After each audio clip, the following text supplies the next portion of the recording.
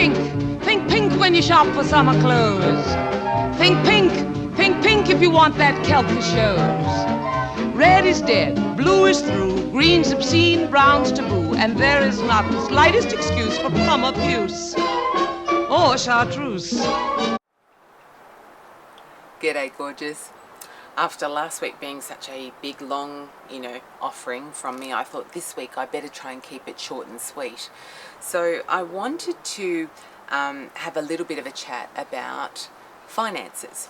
And one of the things that I think is really important when we start sort of looking at how women manage their sort of financial position. And I know that I've talked about this before, but one of the things that I think is really important to consider is the idea of there being a level of almost anticipated scarcity. I think women often live in a scarcity mindset, and they don't necessarily approach money in the same way that men do. And often when we've ended up in relationships or we've had fairly sort of dominating home experiences growing up, we don't have a great sense of expertise or a sense of mastery around how we manage our money. And it's one of the issues that I find can be quite challenging for women to kind of stop and have a look and go, hang on, how is it that I manage my own money, and how do I make my decisions around what it is that my money, what I want to spend my money on? And it's been an interesting one because not only have I talked about this with clients this week, but I've been trying to make my own assessment of some of the financial things that I have to do for myself this year. So I've made a bit of a plan about where I want to be, but I have to prioritize what it is that I want to do first.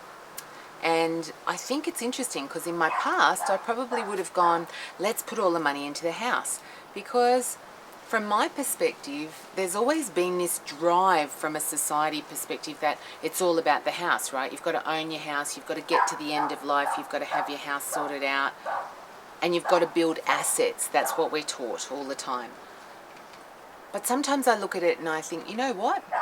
What is the point in getting all the way to your 60s or 70s and having huge amounts of money sitting in assets for you to get unwell, be unable to do the things that you want to do, just to finally die and leave it to children or other people who probably don't really appreciate the fact that you've worked your guts out to actually pull together money that you really valued to provide an asset, just to kind of leave it behind. So what I want you to think about is what's on your bucket list. If money wasn't an object, what is it that you would actually choose to spend your money on? Now in my case, these days, even though I should be renovating my house, I spend an awful lot of time traveling because I actually really enjoy the experience of traveling.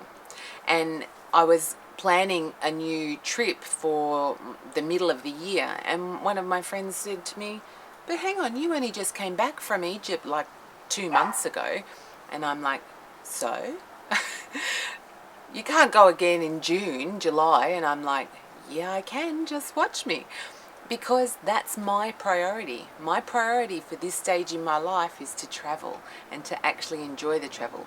Yep, I've got a roof over my head. Yep, I could probably renovate it. I probably could even pay it off faster. But I actually want to live and enjoy my life. And I want to encourage you to do that too. So I want you to just have a bit of a think. What's on your bucket list? If you weren't trying to sort of spend all your time heaping together this asset, what would you actually do with your money? How do you have fun but still actually feel like you're secure? All right. That's my musing for this week, gorgeous. I hope that's interesting, or at least useful. Okay, have an awesome week, and I'll see you soon.